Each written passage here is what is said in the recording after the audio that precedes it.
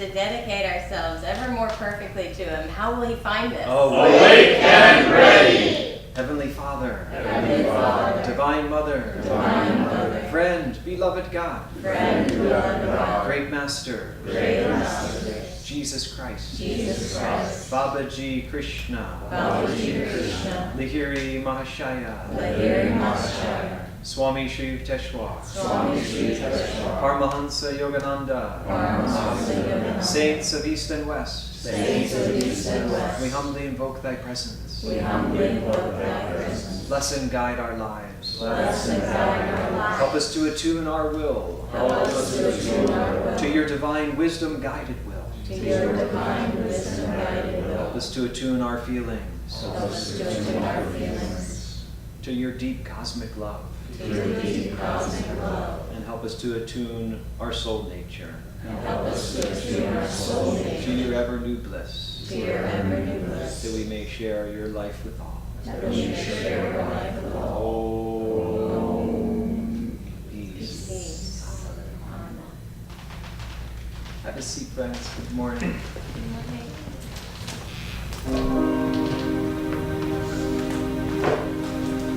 From the depths of slumber as I ascend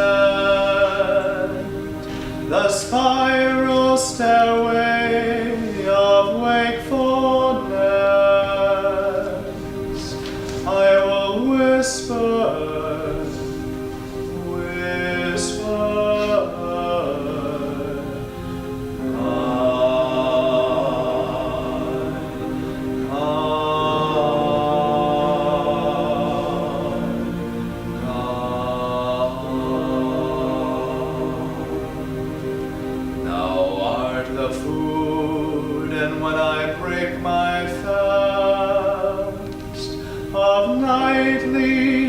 separation from thee. I will taste thee and mentally say, God,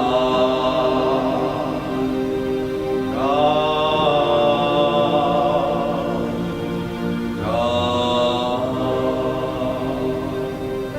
God. No matter where I go, the spotlight of my mind will never keep turning on me. And in the battle din of activity, my silent war cry will be God.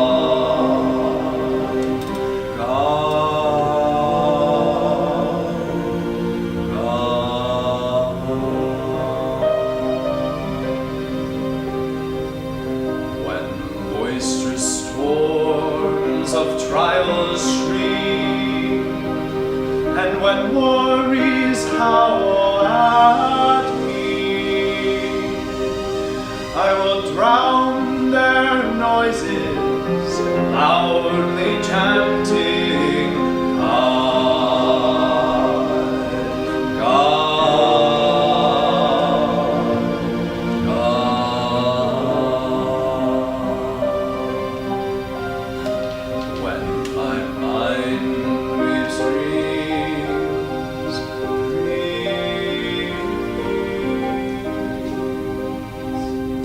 with threads of memory, on that magic cloth will I emboss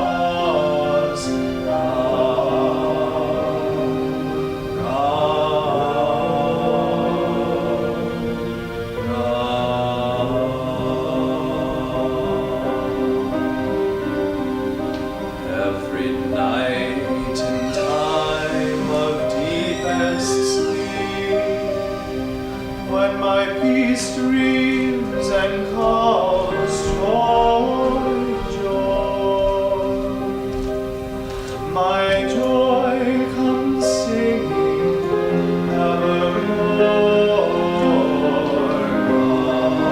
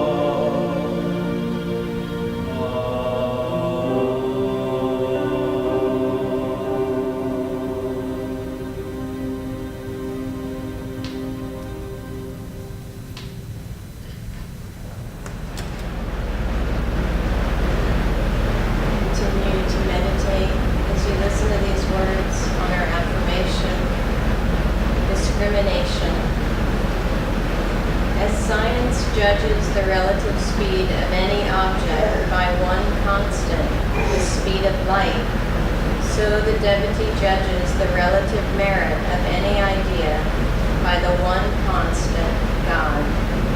Discrimination is clear only when it relates everything to the eternal absolute. Thus, while the intelligence may toy with ideas endlessly, discrimination asks, what is this wisdom?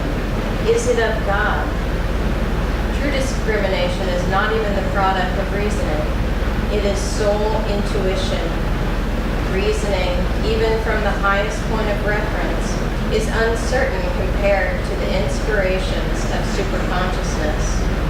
To discriminate clearly, meditate first. Ask God to guide your understanding. Let's affirm together, first in a strong voice. Resolutely I quell my inclinations. Resolutely I quell my inclinations. That my mind be open. That my mind be open. To the wisdom guidance of my soul. To the wisdom guidance of my soul. Taking a little softer, deeper inside. Resolutely I quell my inclinations. Resolutely I quell my inclinations. That my mind be open. That my mind be open. To the wisdom guidance of my soul. To the wisdom guidance of my soul. And now in a whisper, but with even deeper focus. Resolutely I quell my inclinations. That my mind be open to the wisdom guidance of my soul. And now silently, mentally broadcasting it at the point between the eyebrows. Resolutely I quell my inclinations. That my mind be open to the wisdom guidance of my soul. Again, silently, resolutely I quell my inclinations, that my mind be open to the wisdom guidance of my soul.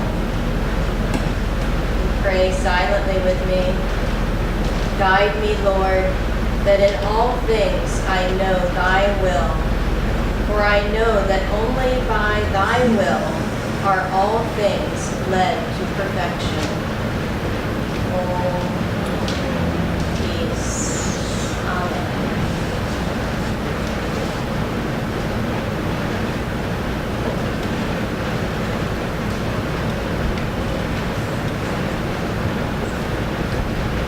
Good morning. Welcome to our Sunday service. Welcome to those visiting and those joining us online. My name is Dharmadevi, and this is my husband Narayan. And I'm reading to you from Rays of the One Light, weekly commentaries on the Bible and Bhagavad Gita by Swami Ananda. An adorable little baby back there. Just have to take a moment and look at the adorable baby.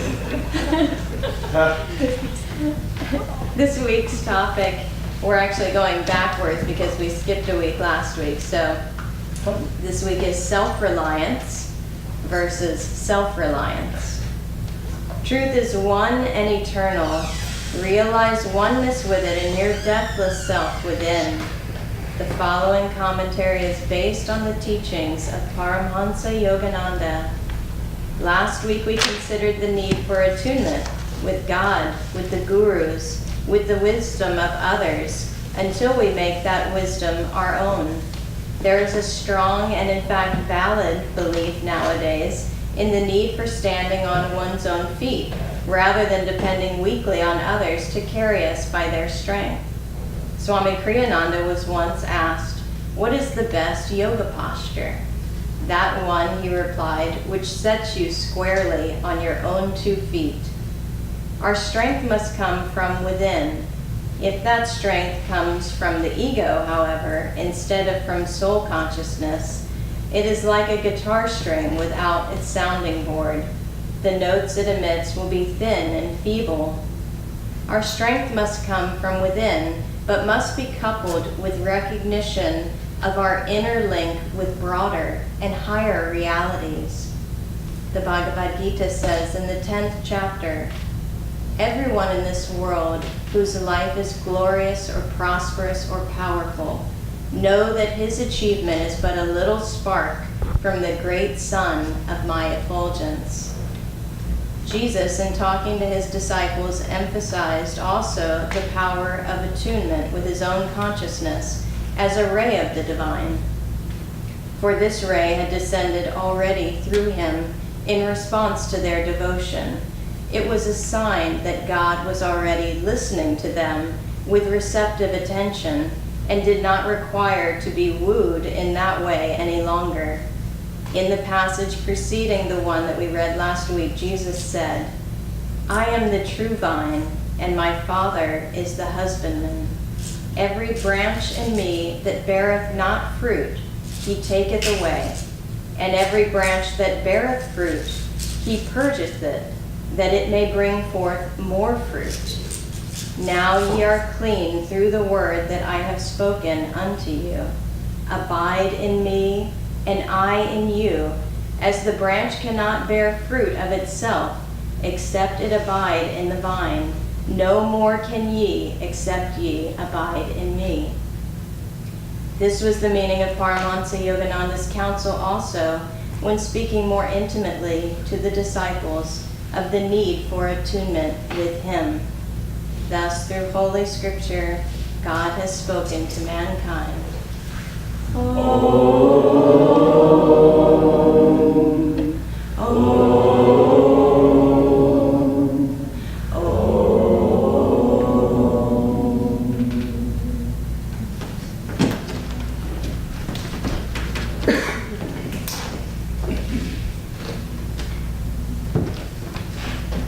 I want to welcome you all this morning also, and start by sharing from Yogananda's Whispers from Eternity.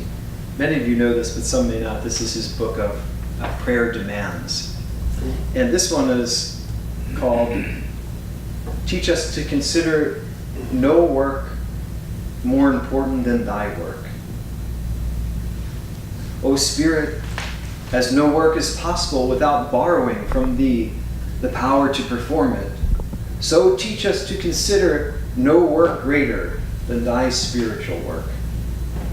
Teach us to feel that since no duty is possible without Thee, so no duty is more important than our duty to Thee. And teach us to love Thee above everything, for we cannot live or love anything or anybody without Thy life, Thy love.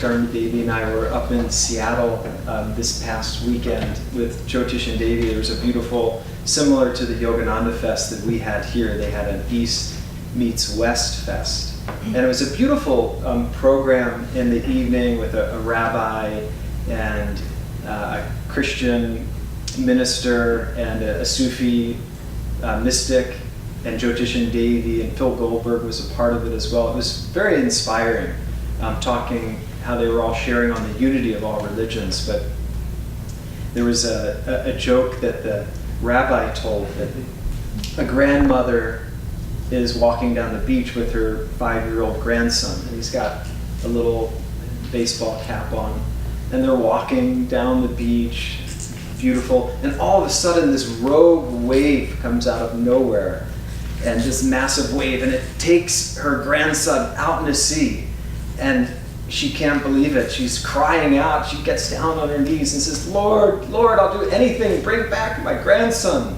Bring him back." And she's pleading with God. And then after a bit of time, another massive wave comes, and her grandson magically, miraculously appears right back with her. And then she looks at him up and down, and then she looks up and says, "You know, Lord, he had a hat." So that's what I wanted to talk about today. Not how rogue waves take our children, but how we all have this carping spirit in us. We have a death wish and a life wish within us. And how do we overcome that? that death wish. There's a part of us, of course, that wants to carp, that wants to complain, that wants to criticize. But the way out, and that's what this reading is about today, in order to rely more on the divine power, we need to learn first how to attune our will to the divine will. And how can we do that? We can start by priming the pump of our willingness. You know, I thought so much because Yogananda, many of you know the energization exercises where we talk about the greater, he says, the greater the will, the greater the flow of energy. But really, it's the greater the willingness, the greater the flow of energy. And what is willingness? It's saying yes to life. Can't we all do that? Can't we inwardly just say yes to whatever is given to us? Now, when we get suffering and sorrow, of course, that's the great challenge. How can we say yes to that? But in fact, that's a very important part of it. Because really all suffering, Swamiji used to say, is not accepting life as it is. If we wish that things were other than they are, we wish this world to be perfect, this world is not perfect. It's a mud puddle, right? It's his drama, it's his dream. Yes, we have to take responsibility for it and take our part very seriously in this dream drama, but it's not our responsibility to perfect the world outwardly. We actually can do much better by trying to perfect our world inwardly, and then we can have a blessing upon the world. But what happens if we can't? We feel like we can't say, I don't know about you, if you ever feel like you can't say yes, right? You can't say yes and yes and yes and yes and then, go kaput. That's not the kind of yes. It's saying yes to life. Swamiji used to say that I never do anything, a lot of people in the business world talk about the bottom line, right? Dollars and cents is the bottom line. And Swamiji used to say, peace is my bottom line. That we all have to monitor and sort of do this dance of going inward, tapping into that divine power within, and then bringing it out. Even Rajasi Janakananda, who is Yogananda's most advanced disciple, Yogananda one time asked him, Rajasi, where does your power come from? And he said, oh, Master, it comes from you. It's that in true humility, we don't forget where our power descends from. That's what those energization exercises are. Again, remember the power of the divine. Daniel's got the lightning bolt on his shirt. It's coming through the medulla. We're consciously drawing that life force into our body, into our being. Then with that inner attitude that's correct, because it's aligned to the divine, then no matter what comes our way, we can make it a joy. Or remember the story of St. Francis when he would go and beg. He had nothing, and they would say, get out of here, you bum, and here, take some of these bones, and they would throw them out to him, and he would say, thank you. Because you are reminding me that I am nothing, and that he is everything. That is not, and see with St. Francis, that was not self-deprecation. He was affirming it as a truth of his higher reality, of his connection with God and with Christ. Because we are nothing. Even the greatest human virtues are just they're nothing compared to the glory, the infinite glory of God. One time Swamiji was saying to Yogananda about this experience he was having in meditation, and Yogananda said, that's nothing. So as to put Swamiji in his place there, that God is always something more. And the way that we can transform our life from seeming mundane, trivial, carping spirit to a glory, to joy, is using that power of saying yes to life, whatever is given to us, that we just find a way to inwardly say yes to life.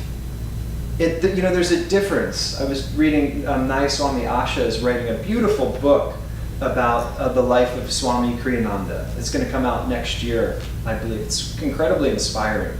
She goes year by year in Swami's life, sort of showing what happened and what was going on in his consciousness. It's not a normal biography.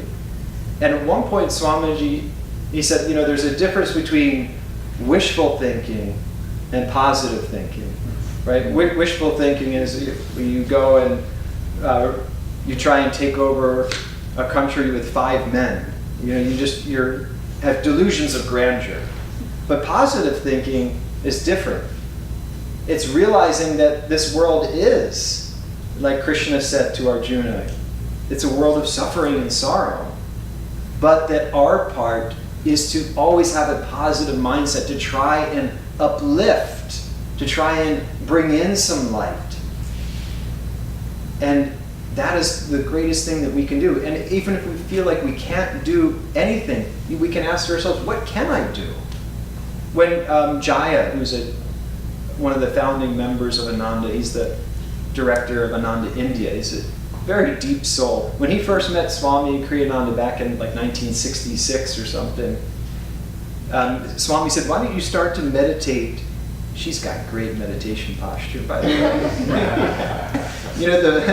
Sorry to diverge, but they said that Buddha's first sermon was when he was just walking down the street.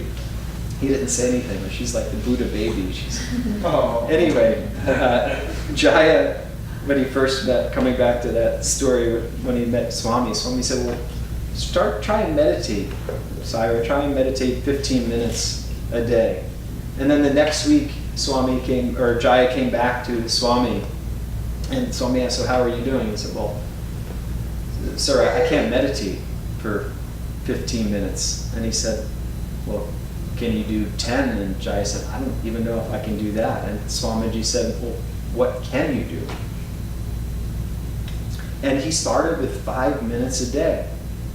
And Jaya, to me, is one of the most deeply inspiring people in all of Ananda. And he's one of the deepest meditators, and he's a Kriyacharya. He shares the light of Kriya Yoga with others. So he started with 5 minutes a day. What can we do? We can do that. God, we brush our teeth, comb our hair. I actually don't comb my hair. Dharmadevi has got more hair to comb than I do. But we can say yes. And that's where children can have so much to teach us, because they have that buoyant enthusiasm. But don't we all have that inner child within us? And that's what this entire path is about. It's learning to harness our will. It's in this new age that Yogananda Ji said that it's not the old model, right, of just, we're relying on God for everything, just it's God's grace. And it's not the American misconception of I'll just do it all on my own. It's the balance of the two. I will reason, I will act. He's given you that divine spark. But guide thou my reason, will, and activity to the right path and everything. It's the balance. It's the harmony. It's also important for us to remember the power of our mind. And that's why I'm sharing this theme this morning of saying yes, of staying positive. Do you remember there was a story, I was just reading an autobiography. I'm reading a great book.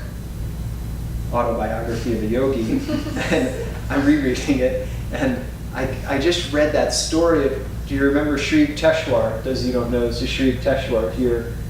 When he came to Lahiri in Benares, he would visit his guru, Lahiri Mahashai, in Varanasi. His mother lived there, and Sri Yukteswar would stay with his mother, and he had this illness, and he lost a tremendous amount of weight. He was very sick. He was completely exhausted, depleted of energy. And he went to Lahiri and he complained to his guru, sort of giving his plight. And Lahiri said, well, who knows, you'll probably feel better tomorrow. And Sri Yukteswar said, oh, you think? And with that suggestion from his guru, taking that encouragement, the next morning he woke up with renewed energy and vigor. And he came and he said, Lahiri, I feel so much better today. And Lahiri said, well, who knows how you'll feel tomorrow. And then Sri Yukteswar remembered his illness, and he had a shudder of fear went through him. And the next morning he woke up completely exhausted, completely depleted, and he drug himself to his guru Lahiri. And he shared again, I'm feeling horrible. And Lahiri said, I see again, you indispose yourself. And he said, Guruji, what are you talking about? I can't believe you don't believe my truthful reports. I feel completely depleted. I've lost 50, 60 pounds in the last months from this sickness. And Lahiri said, don't you see that your body have followed the suggestion of your mind? He said, your mind is a little spark of the infinite consciousness of God. I would show you that whatever you deeply believe would come to pass instantaneously. And Sri Yukteswar said, even if I believe that I am well and I regain my weight, it would happen now. And Lahiri said, it is so. And he looked deeply into Sri Yukteswar's eyes, and at that moment he began to feel this vigor and energy return to his body, and he began to actually gain weight. And within an hour or so, he had gained the 50 pounds back, and his mother thought he had dropsy. His mother thought that something had happened to him. But from that miracle, many people were drawn to Lahiri. But the point here is keeping the mind positive. And even when we can't do that, there's always something we can do. I wanted to close with, there was a woman in India that was going through a very challenging time in her life, and she just was at the end point. She was utter despair, and she just said, I'm going to take my life. That's it. And she had just come across Autobiography of a Yogi, fortunately, and she had gotten to that part about Babaji, that whenever anyone utters the name Babaji with reverence, they'll receive an instantaneous spiritual blessing. And there was a Swamiji, a Swami in India, Swami Dattavad, who met Swami Kriyananda. And he stays more in the Himalayas, more secluded from the world. And he would come out maybe once or twice a year. But in communion with Babaji, Babaji told him to go and meet this woman, and he had no idea why. And he came to this woman right before the moment that she was going to end her life. And he said, Babaji has sent me to you. And with that, it renewed her faith. It renewed her hope. So no matter what happens to us, each one of us has our own challenges, our own tests, but we can all come back to that simple prayer and say, Lord, I am thine. Will you be mine? God bless you.